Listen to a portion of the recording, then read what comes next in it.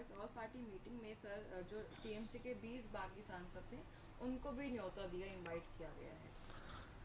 मुझे तो ऐसा लगता है कि ऐतिहासिक मानसून सत्र होगा और देश के हित में और देश के लोगों के हित में कुछ ऐसा होने वाला है कि देश एकदम एक नई करवट लेगा और एक नई ऊंचाइयों को छुएगा और देश की सफलता के लिए और देश के लोगों के खुशहाल होने के लिए ये मानसून सत्र बहुत महत्वपूर्ण होने जा रहा है।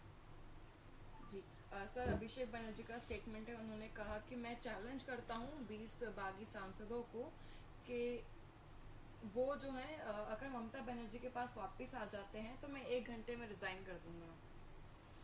ये तो एक ऐसी बात कही जिसका कोई अर्थ नहीं बैठता है। किसी भी चीज को दो तरीके से देख सकते हैं। व्यावहारिक, तो वहाँ के लोग थक चुके थे, टूट चुके थे पश्चिम बंगाल के, और वहाँ के लोग जो प्यार देते हैं तो इकट्ठा देते हैं। पहले लेफ्ट पार्टी को दिया, फिर कांग्रेस को दिया, फिर ममता जी को दिया, और अब एनडीए को दे रहे हैं।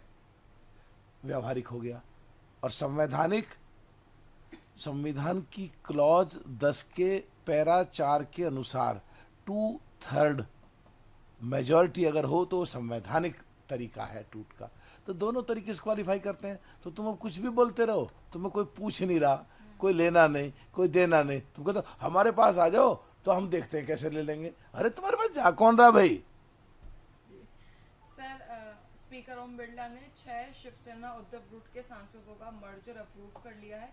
वो लोग अब शिवसेना उद्धव गुट से निकलकर शिंदे गुट में शामिल हो रहे हैं। महाराष्ट्र कहो, मुंबई कहो, आर्थिक राजधानी कहो, वहां से संबंधित उद्धव गुट के जितने भी सांसद थे, व्यावहारिक और संवैधानिक दोनों तरीके से क्वालिफाई करते हुए आज माननीय स्पीकर ने जो सुनने में आ रहा है कि उनको स्वीकार कर लिया है, तो एकदम देश हित और देश की जनता के हित में रहेगा।